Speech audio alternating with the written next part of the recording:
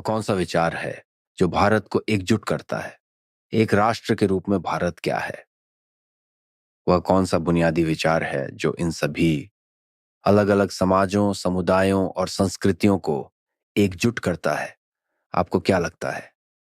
देखिए, एक भारत एक सांस्कृतिक पहचान है,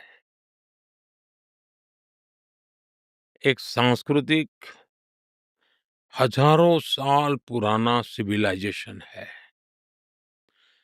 भारत की विशालता देखिए, 100 से ज़्यादा लैंग्वेजेज़, हज़ारों बोलियाँ। आप भारत में कुछ मील पर जाएँगे, हमारे यहाँ कहते हैं 20 मील पर जाने पर बोली बदल जाती है, कस्टम बदल जाते हैं, कुज़ीन बदल जाता है, पहनाव बदला जाता है।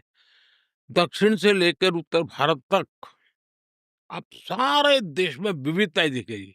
लेकिन जब थोड़ा और गहरा जाएंगे तो आपको एक तंतु मिलेगा। जैसे मैं कहूँ, हमारे यहाँ भगवान राम की चर्चा हर मुंह से सुनने को मिलेगी, राम का नाम हर जगह पे सुनने को मिलेगा।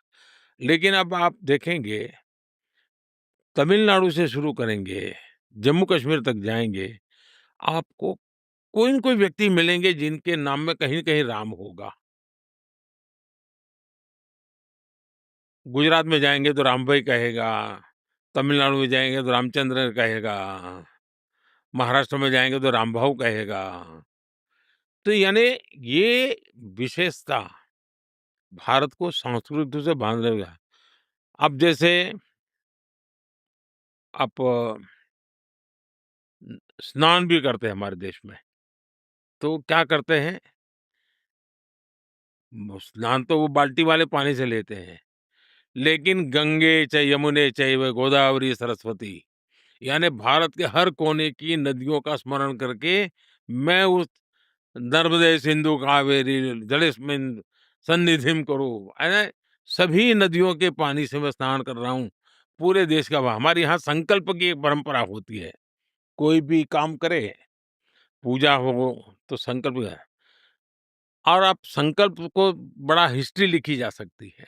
यानी किस प्रकार से डेटा कलेक्शन मेरे देश में होता था, शास्त्र कैसे काम करते थे, बड़ा यूनिक वे था।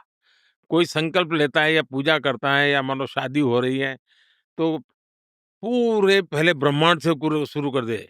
जम्बू द्वीपे, भरतखंडे, आर्यवर्त से शुरू करते, करते, करते गाँव तक आएँगे, फिर उस परिवार तक आएँगे, फिर उस परिवार के जो देवता होंगे उसका स्मरण करेंगे। यानी ये भारत में और आज भी हिंदुस्तान के हर कोने में हो रहा है ये।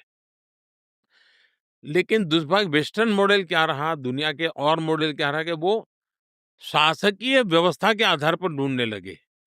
भारत में शासकीय व्यवस्थाएँ भी कई प्रकार की रही। कई बिखरी हुई कई टुकड़ों में दिखाई देगी। राजा-महाराजाओं की संख्या दिखाई देगी।